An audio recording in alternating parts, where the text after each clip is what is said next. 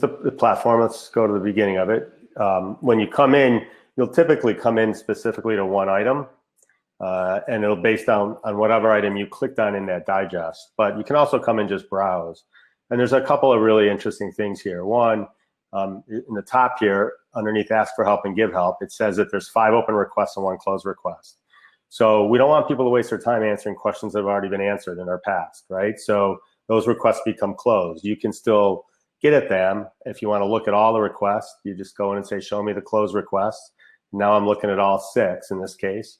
Or I can even filter, as this grows, you can filter by, it'll be valuable, filter by hashtags that people use.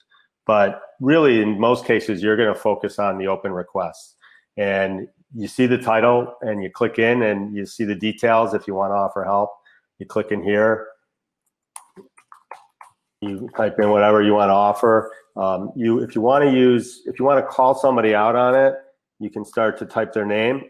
And now everyone's going to see this, but Ian's going to get a notification that he was mentioned. And so then, you can sort of call someone else into the discussion if you want. And if you want to pass any contact information, so maybe I want to introduce you to somebody, I can put their name in here, right, their email, and only you will see that. The 2 people will see that. Nobody else will see it in the community. So everything else is transparent to the whole community to really try to promote this idea of it being inclusive and it being easy to ask for help and really to get over that stigma that many people have. Then when you hit submit, it goes. And it's that simple. But if there are other offers already there, you can simply comment on one. So maybe, one additional thing to think about so that you're not having to explain the whole thing. You can build on what other people have done, or you can upvote it if you think it's a great answer and you just want to weigh in and say, I agree with that. But for us, upvotes aren't about popularity. It's not about moving it to the top, right? There's no one answer that's better than anything else. And it's really there just to give that confirmation that someone else had a similar answer they were going to give you. And so it makes it really, really simple to work through it and to stay current. So when you come in, you won't need to look at every request every day because you've already seen them, right? And it'll even show you this little green dot on the right. I haven't read this one yet. I've read all the others. So you can do all those kinds of things as well.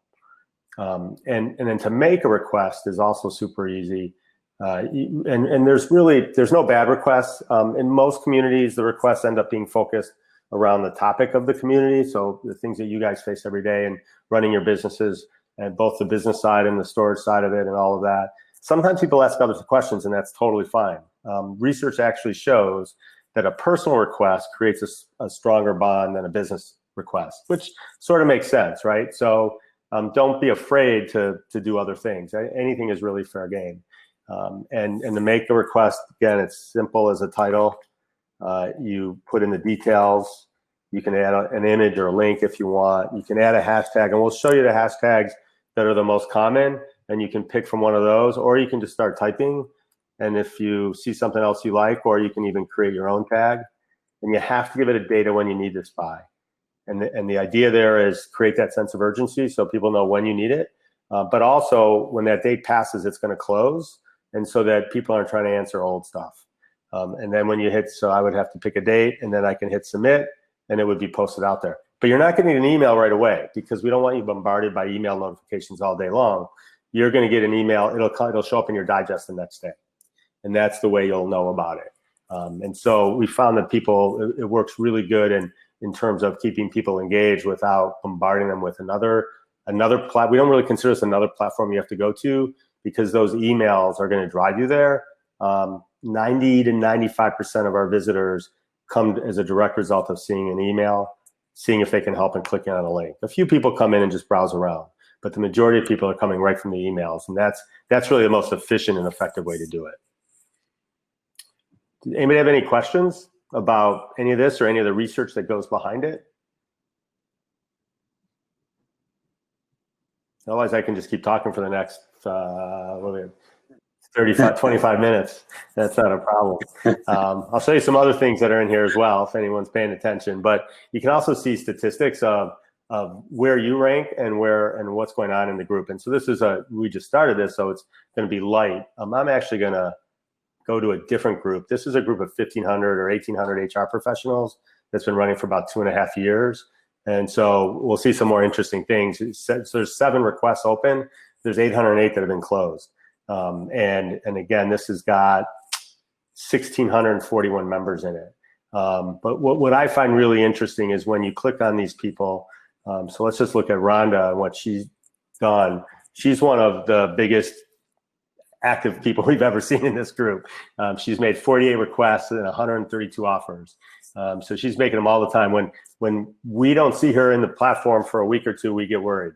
You know, like, is she sick? What happened? One of our folks actually reached out to her once and said, Rhonda, you haven't made a request in a couple of weeks. Are you okay? But she's super active and both helpful and asking for help. And that's sort of the perfect way that you can be. You know, it's almost like creating a cycle of generosity. And you know, and Adam, there's a couple of great books that our founders have written. One is called Give and Take by Adam Grant. The other is All You Have to Do Is Ask by Wayne Baker. And they really are the guys that did all the research over 20 some years. And we're using all that research they've done to build this to make it work. But you know, in the perfect world, you're someone that gives help and asks for help. We see a lot of people though that will only give help, right? They're afraid to make that request. They don't want to feel like they're, you know, not smart enough or don't know the right answer. But the reality is, in today's world, we all need that kind of help. But let's just for kicks look at the next person in here. So this person's made 14 requests and 3 offers, and they've made them over a wide range. You know, so the most recent one was in November. They made one before that in May, in April, in March, February. But between February of 20 and September of 19, they didn't make any requests. But they were still coming into the platform, and they were still checking the digest, and that's why they're active for that whole period of time. And that's really what makes the community work. And then, so when you look at the stats for a group like this, you know, in the last 30 days or 90 days, all of you have access to this. So you can go in and change this date range. You'll see how many requests were made, how many offers were made, and how many different people combinations of people connected. And then you can see the leaderboards. You all don't have access to this, but it's kind of fun to show you. So I'm just going to create a network map here, go back a little bit. And I'm just going to hit next, and it's going to build it day by day at how these people are communicating.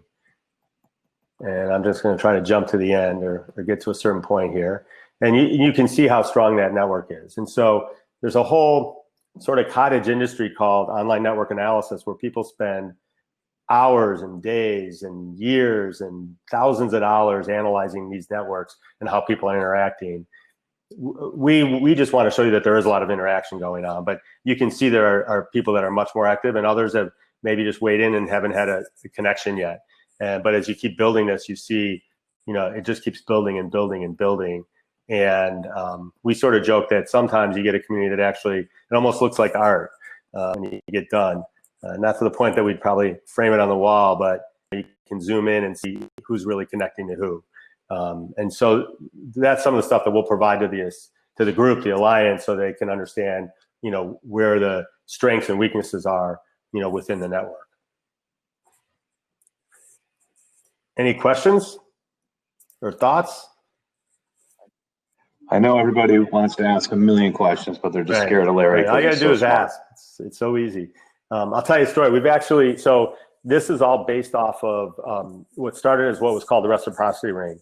And Wayne Baker developed that 20 some years ago. Adam Grant, who you probably have not heard of Wayne. Some of you may have heard of Adam. His books are just off the charts, phenomenal. And in a really, really small world, he grew up in Michigan, went to U of M. He's the youngest ever tenured professor at Wharton. He's the most popular professor at Wharton. He's in the major media, quoted every day. He's got a new book actually coming out in January or February. But it's just, he's basically transformed the way leaders think, is the way I look at it. I mean, when I was growing up, I remember one of my mentors, the first book a mentor told me to read was The Art of War. And it's all about, you know, kill or re-kill. Not art of the deal, art of the war. Not art of the deal. Art of war, yeah. And it's a old Chinese book that was translated. And then it was Jack Welch's book was a big one, right? He was the top business leader, you know, of the 20th century. According to, I think it was Fortune. And one of his big philosophies was The 10% worst performers in your business, you got to get them out. You either got to get them in a position where they're successful or get them out of your organization. And it sort of makes sense. But when you step back and think about that, what it's saying is that you don't have to be great. You don't have to be contributing to the company. You just got to be better than the guy next to you. And that's not creating a collaborative environment. And in 30 years ago, you could do your job. You didn't need to have to interact with a lot of people. There wasn't, the problems that we dealt with weren't as complex, but today you have to. We all have to collaborate all the time to get anything done.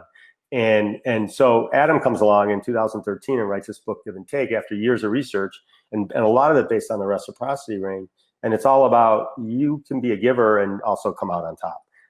And so there's been a lot of research done before we launched this. And one of the really interesting things, Adam talks about givers, takers, and matchers. And givers are those that help others. Takers are those that will step over you to get whatever they want, but they're never going to help you. And matchers are more the, tit for tat, quid pro quo. Hey, I'm going to do something for you, but now you owe me. And we found that when you do a platform like Givitas or a Reciprocity Ring exercise, you get those takers and matchers to participate. Not necessarily because they're trying to be nice and generous, but for other reasons that motivate them. Like takers always want to be the number one person. So you put a leaderboard up and they may go after it a little harder. But as long as you get them to participate, it's a positive. And so there's really interesting research that these guys have done over the years to really prove it out. And even to the point, so the Reciprocity Ring is the same concepts, but it's done with was originally a face-to-face exercise. We now make it virtual, but where you spend some time talking about the power of asking for help, the value of being a giver, and that activity is a great way to connect. And then you run an exercise. So behavioral learning, you're forced to make a request and people help you. We run this it's about 90 to 100 universities right now are using it. Harvard Business School uses it for their incoming MBA students. They also just started using it for their program leadership development, which is sort of post-MBA exec ed type of program. And then they have an advanced management program, which is a pre-CEO or early CEO type program. And they're all doing this because people forget as you move up through the ranks that you need to ask for help too. And the best leaders are givers. The whole idea of servant leadership is someone that's willing to give and help others and realize that it's about the success of the organization or the team instead of their own success. So if I only worry about my own success, I'm a taker. If I worry about the team's success, I'm willing to help people that need help because it's going to make our whole organization better. So an enormous amount of research that's been done that proving this out by people that are way smarter than me, and we're just taking it and putting it into practice. Great. All right. So talk along enough time, everyone will leave. Yeah. Sounds like it's That could be a the really case. good event, though. Yeah, no, this is great, Larry. And I think what we'll do at this point, we'll start getting some traction. We'll send this thing out to a bunch of people, and maybe we'll do some follow-up. Yeah, we could absolutely do that. I don't know that we'll need them, but we'll do it. The key thing is going to be typically. Well, we should be able to do them internally. Yeah, but we can also participate if you want. But it takes usually 3 or 4 emails to get people to join. So, like we just launched this with the CrossFit affiliates. So we're doing Australia's affiliates, and they got all kinds of COVID issues going on. 600 people. After 3 or 4 emails, you get about 240, 250 to join. So you do 3 or 4 emails with sort of the best practice to get people to open it and see it. They'll come from you guys, but we've drafted them and given them to you guys. And I think that's already happened. And at that point, then you wait a couple of weeks and you start it again. And you just only go to the people that haven't joined yet. And as people have success, it actually works great because it's almost better than having everybody come in the first day, because then it gets a little overwhelming, right? Yep. So that makes sense. Of course, but that's really the key thing now is to make it work is sort of just the recruitment of people, which as soon as we get that list, we're good to go. But if anyone finds the site now, they can join. So let me ask you one other question, Larry, which I never really thought about till this minute is it used at all for recruitment? Of like people from all your competitor, people in the industry? Just trying, hey, I need a new director of ops. I need a new manager. It is a little bit. In some groups, not at all. But in some groups, it is. And I'll tell you where we see it. We do a lot of stuff with entrepreneurial groups through universities, and they'll often be, someone that's supporting a startup will be looking for a CFO. So it's not really about taking it from someone else in the group. It's about who do you know that's looking, right? But some people do that. Yeah. Some groups, we've had a couple groups that say we don't want that done because they've got a job board that people pay to list stuff on. But outside of that, right. Yeah, I think with this space, there's a lot of movement, yeah. And I feel like it could actually end up being, you could get probably a lot more interest in the platform too. Yeah, and that's kind of why we added that private referral piece, because we saw things going on where someone says, "Hey, I'm looking for a CFO or whatever," and someone will say, "Hey, I know a couple of people, I'll call you," or now you can just say, you can pass that information, "Hey, I talked to them, they're interested, here's their name, email them," or whatever, right? Yep. So things like that. But it's really interesting. We've seen just some really interesting stuff happen in the community, both, some really good stuff. I mean, we get these love letters every once in a while. Like we did this group at Harvard, and one of the students wrote about it in their paper. We didn't ask them to, they just did it, right? Which you love that shit, Yeah. Oh, great. Love it. All right. Sounds good. Well, we'll get it rolling, and then we'll get back in touch. Sounds good. Hey, appreciate it all, Ian. Yeah, hopefully figure out a bunch of people. Hopefully this generates a lot of other ideas in other industries and results in some sales. Yeah, we're actually picking up some good traction right now. We have 3 or 4 big deals that could happen. One with Intel, one with we just started talking to Standard & Poor's that want to do a pilot real quick, and CrossFit could be huge for us as well. So, and we got a bunch of small deals. Yeah, and those guys. Well, I mean, especially because those guys are so avid. Yeah. It's hilarious. I'm on a call with them, and I'm not in great shape, but I can get around a little bit, and and these people are also damn fit. It's hilarious, and they're great. They are, and their LinkedIn profiles. The guy owns a CrossFit place and wherever, and he's 5th in the world in this, and right. We all introduced ourselves, and mine was, I feel really out of shape and fat right now. Right. I noticed a couple more people that maybe just logged in here. So if anybody would like to come in and join on the video and talk, if you have any questions or want to throw them in, we're just about to wrap up, but happy to talk with anyone. I noticed a couple people just logged in, but you'll see there's a button up on the top right where you can actually join in and be on the video and talk with us. We're happy to talk. So, all right, I guess not. So we'll wrap this up. And Larry, thank you again for everything. Oh, you know what we should do? One last thing before we break. For the benefit of the business, I think we should, we send out press releases every once in a while. We should write one, maybe co-author one, and it'll get picked up by more. They usually get picked up around the internet quite a bit. And we can do a little case study on it after it gets rolling too.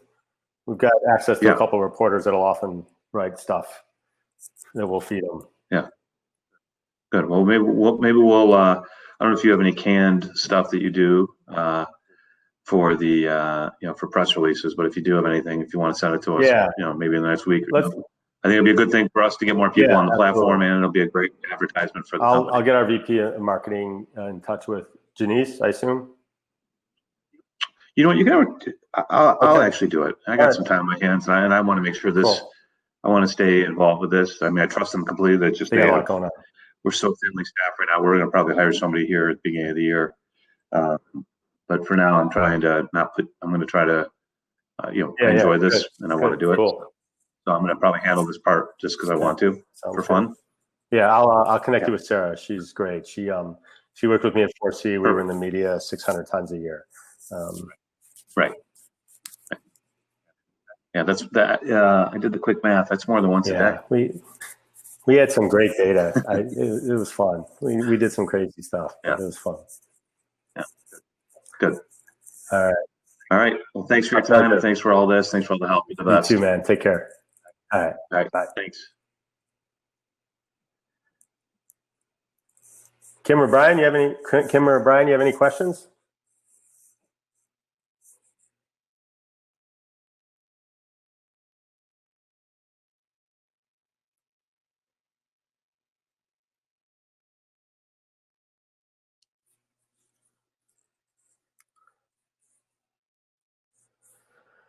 Hope you guys are all having a good day. Anybody have any questions, let me know.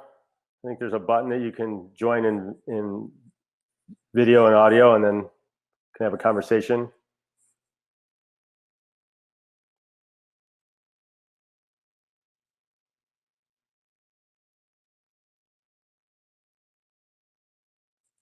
While you're thinking about it, I'll just move around the platform so you can kind of see how things work.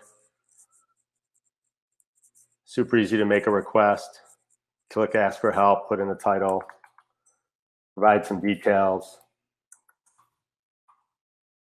You can, if you want, put a hashtag on it, what kind of question it is, or you can even start to create your own hashtag. And then you got to give it a date of when you need this information by, so that people understand the urgency of it, and that also we understand, the whole group community understands the status of the request. Then you hit submit, and when you hit submit, it's going to show up on the Give Help side.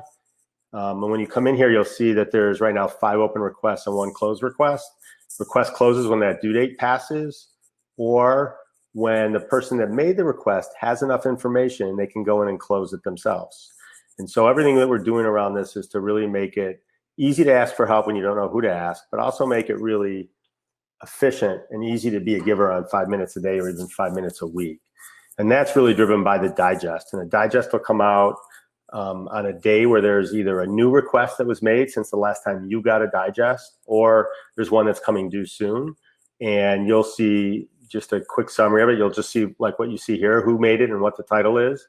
And there's a link next to it and an email, and you click in it and it will take you right into the platform. So if I clicked on Janice's, it would take me right here. This is where I would end up in the platform, and I can see the full request, all the other offers. So maybe they already answered the question. I don't need to.